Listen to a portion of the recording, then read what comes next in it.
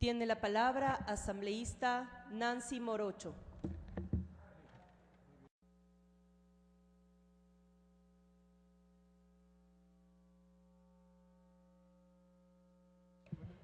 Muy buenas noches, estimada compañera presidenta, estimados compañeros y compañeras asambleístas. Quiero el día de hoy iniciar esta intervención para recordarles cuál ha sido la triste historia de la explotación petrolera en la región amazónica, ya que acabo de ver un video en la cual se quiere confundir a la gente y al país de quiénes son los responsables de lo que acabamos de ver en este momento. Por favor, me ayuda con las diapositivas. El ITT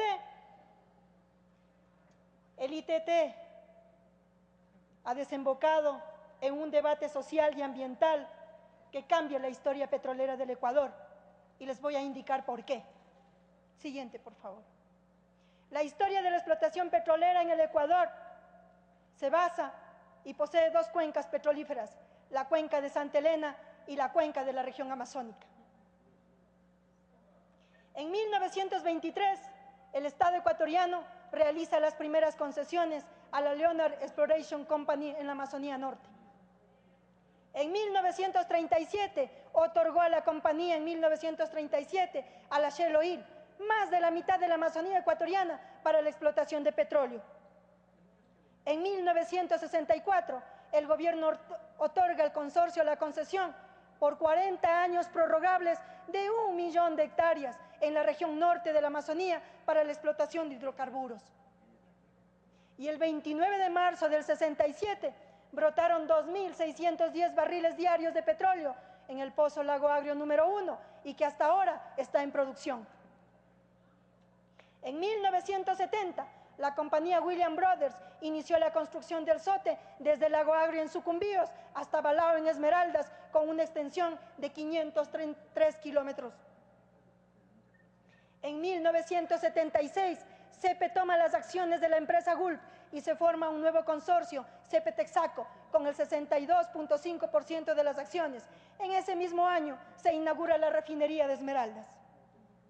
En 1989 se crea Petroecuador y en 1999 las compañías Chevron Texaco se van del país, dejando grandes daños ambientales y sociales irreversibles por una explotación petrolera irresponsable en la provincia de Orellana y Sucumbíos.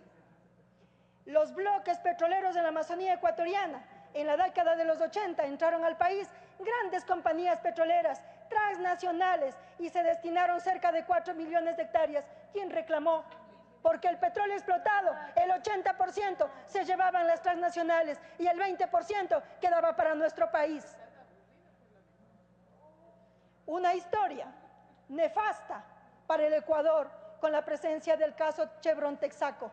Texaco deforestó 1 millón de hectáreas de bosque amazónico y se desechó 5 millones de galones diarios de aguas tóxicas, petróleo derramado, 16.8 millones de barriles, estimados amigos y amigas. ¿Cuáles han sido los impactos económicos en los gobiernos neoliberales? Irónicamente, los cantones amazónicos de Sacha y Xuxufindi, de la provincia de Orellana y Sucumbíos, donde se ubicaban los campos petroleros más grandes y productivos del país, éramos los más pobres y los más olvidados y los más discriminados, y les indicaré por qué. ¿De dónde se extrae el petróleo? Desde Santa Elena, desde Napo, desde Sucumbíos, desde Orellana, desde Pastaza. Pero a pesar de la inmensa riqueza, siempre fuimos olvidados y discriminados por los gobiernos. La pobreza de necesidades básicas insatisfechas. Compañeros, no es por el ingreso de dólares por familia, es por la falta de servicios básicos. Sucumbíos, 87%, seguido de Orellana, 83%. Y así, básicamente en relación al resto de provincias del país. Una vez más, el entreguismo a las transnacionales antes de la ley reformatoria de la ley de hidrocarburos. 8.224.3 campos entregados a las privadas en los últimos 12 años. Producción diaria de volúmenes de petróleo. ¿Cuánto de dinero producieron en su momento y cuánto invirtieron en la Amazonía ecuatoriana y en el país. Si pensamos en eso, el 24% en el gutierrismo se pagaba la deuda externa y el 4%. Ahora lo hacemos para la deuda externa. Gran diferencia, mis compañeros. También, aparte de eso, aparte del entreguismo, se acompañaba del gran negocio de la remediación ambiental. Atentados, sabotajes y corrupción sumaban el 78%. Y ahí estaban listas las empresas remediadoras, supuestamente con el tema de remediación. Era el gran negocio del siglo. Ese era el gran negocio redondo. Siguiente, por favor. Y ahí les voy a citar dos casos recientes. En su momento, en gobiernos neoliberales, Petroecuador, en el cual se explota en Santa Elena y en el Golfo de Guayaquil para la exploración y explotación de petróleo, de gas y la participación del Estado del gas extraído llegaba apenas del 15%. Y el otro caso, con los contratos de obras, bienes y servicios que impulsó el gobierno de Gutiérrez, se quiso justificar la necesidad de aumentar la producción, entregando los campos Lago Agrio, Xuxufindi, Auca y Sacha a la empresa privada y se lo pagaban en petróleo, mis compañeros. He ahí cómo se llevaban el dinero de todos los ecuatorianos. Luego de ello, aunque mucha gente diga que no, como asambleísta de la provincia de Sucumbíos, aunque no nací allí, pero mis hijos son de la provincia de Sucumbíos, se vivió la nueva era de la nacionalización del petróleo. Y es allí donde la ley reformatoria de la ley de hidrocarburos a la ley de régimen tributario, en donde los recursos naturales no renovables pertenecen al patrimonio del Estado. Y sí les quiero recordar esto, que en la asamblea anterior esta ley no pasó por la Asamblea Nacional, porque fue aprobado por el Ministerio de la Ley, porque siempre se opusieron al desarrollo del país y aún más todavía de la Amazonía, y les indicaré por qué. Se crea la Secretaría de Hidrocarburos, la explotación petrolera a cargo de las empresas públicas, Petroecuador y Petroamazonas. Se destina el 12% de excedentes petroleros para la inversión en áreas de influencia de las comunidades. ¿Por qué la pobreza de las comunidades al lado de las instalaciones petroleras? A través de la empresa Ecuador Estratégico, y le voy a indicar con cantidades cuál es la inversión.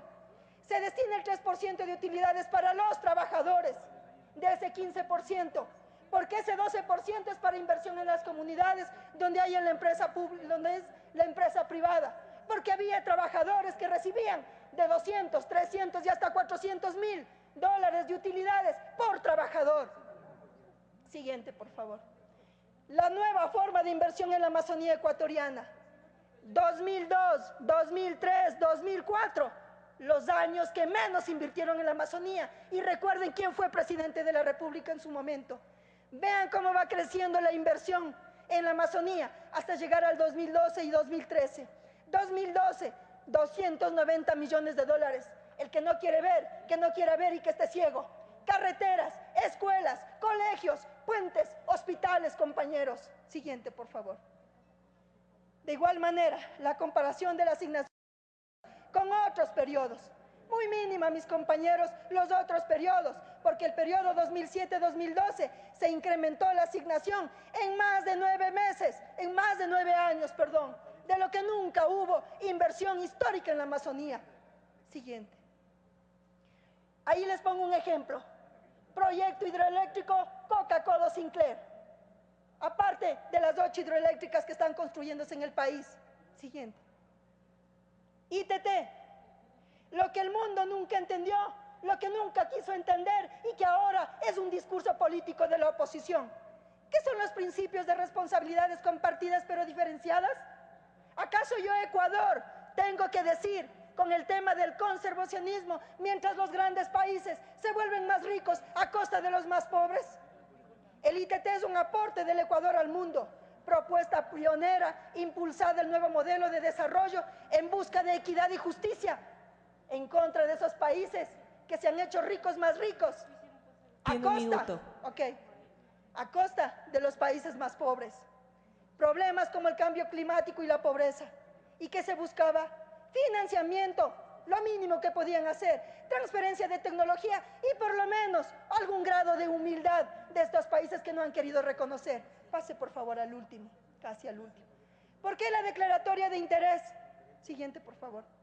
pensando en los 14 millones de ecuatorianos, pero sobre todo, prioridad la Amazonía, porque no es posible que nuestros niños, a mí me da vergüenza, y qué pena ver ese video anterior, en las que los niños todavía tomen esa agua de río contaminada, en que los niños todavía no tengan agua segura con que bañarse, en que todavía no tengamos saneamiento ambiental. ¿Cuántos años de la administración de los gobiernos seccionales, autónomos o provinciales? ¿Qué han hecho para remediar al respecto? Siguiente, por favor. Minimizar los impactos ambientales, respeto a los derechos humanos. La zona intangible será intangible y es un y vive y vivirá por siempre. Muchas gracias.